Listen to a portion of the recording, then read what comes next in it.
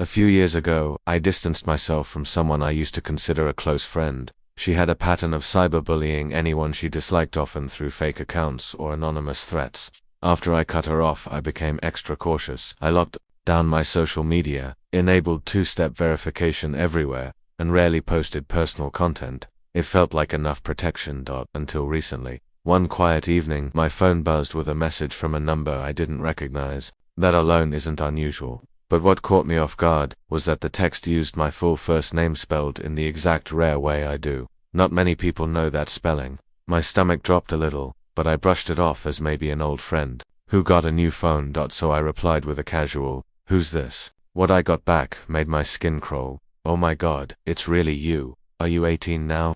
I have something I want to send you on Cash App." I stared at the message. It was eerie. Who would send that? I didn't reply and assumed it was just another scam attempt, but then it escalated. I started receiving multiple phone calls within minutes from different unlisted numbers. Voicemails followed. The texts kept coming. One message said, "Pick up the phone, my name." That's when I panicked. I screenshot everything, blocked the number, and had my boyfriend call it to see who picked up. No answer, just silence. About 30 minutes passed. I tried to breathe. Then another number lit up my screen. More calls, new voicemails. The texts were worse now. "I'm a 40-year-old man. I love you. I won't stop until you speak to me." I blocked him again. Then, I called my parents, still shaking. My boyfriend's mother came over to stay with me because I couldn't bear being alone in my apartment. And then, like some sick horror movie, a new number appeared. Another message, "I'll give you money, just 5 minutes of your time. Then, I'll leave you alone." I didn't respond. He called again. This time, my boyfriend's mom answered. She put the call on speaker. What we heard was chilling a raspy, desperate whisper, "Please." Then he hung up. I broke down. Full panic attack. We contacted the police again. An officer came to file an official report. While the officer was there, my boyfriend's friend, who's pretty tech-savvy, used to burn a number to pretend to be me and bait more information out of him. That worked. After some probing, the man admitted what he really wanted: to talk to me while he masturbated.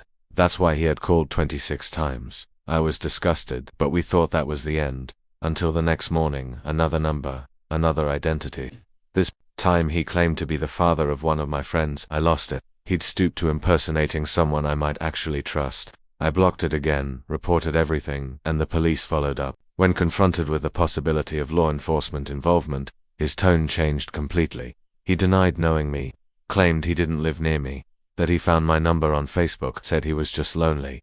I was sure I'd hidden my phone number, but I had forgotten that I recently posted something on Facebook Marketplace.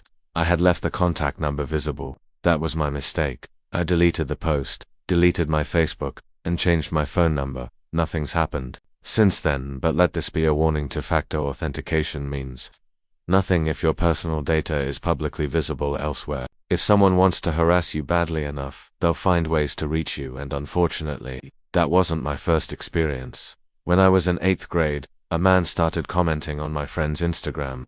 He would call her beautiful, and leave emojis. She was only 13. He looked to be in his late 50s. Creepy.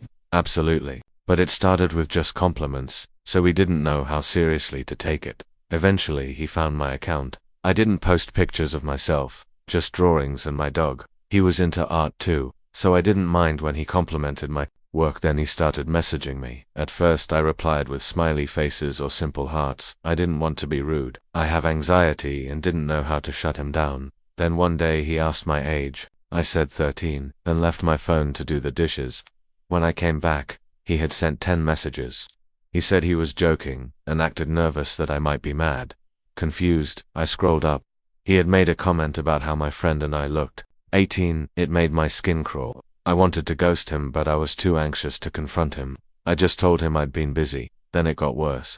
I posted a photo of my grandma's corgi, captioning how much I loved her. The next day he sent me a picture he drew of a corgi for me. I thanked him politely. Then he asked for my address to mail it. I said no. He pushed. I told him I wasn't allowed to give that out. Only then did he drop it. He started ranting about my friend after she blocked him. He said she shouldn't be creeped out, and that he was just being nice. When he said he'd message her backup accounts, I warned her immediately. She blocked him again. I eventually did too. Around the same time, I signed up for Twitter. I was a typical teen, tweeting dumb thoughts and following celebrities. A man in his 30s followed me and sent a DM saying I was very beautiful. I didn't follow him back, but I was flattered and curious. I added him on MSN. We chatted a bit. He claimed he was from India, married, with a child. Nothing too inappropriate at first, just hobbies, music, etc. Then, out of nowhere, he asked if I had a boyfriend. I said no. Then he asked if I liked anyone. I admitted I had a crush on a girl at school. Suddenly he wanted to know everything about what I liked in girls. He asked about bodies, breasts and legs, and started making sexual comments. I got extremely uncomfortable and said I had to go. Days later, he flooded me with messages. Are you there? Talk to me. I need to tell you something. Then, he said he had a fight with his wife and needed someone to talk to. Before logging off, he commented on my MSN profile picture and called me sexy. I blocked him. Then he moved to Twitter, tweeting weird things at me like, "Do you not like me anymore?" I deleted that account and never looked back. And then there was Mary. She followed me on Twitter and I followed back, but she was intense.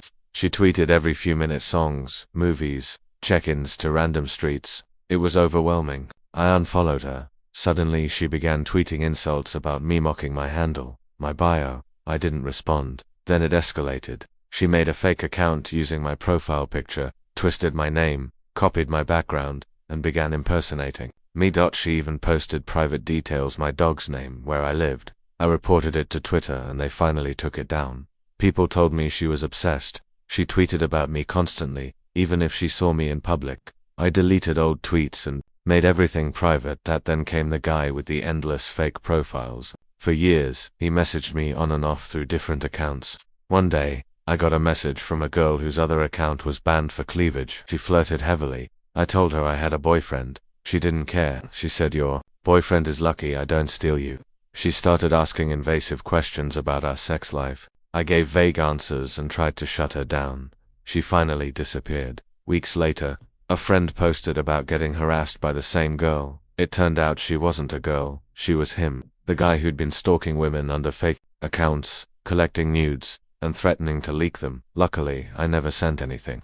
I was young, scared, and self-conscious. That saved me. One more story. A guy I accepted on Facebook years ago named Stan turned out to be the creepiest of all. He started off friendly, then started liking every single photo of mine. He messaged often, made weird compliments, and insisted we meet.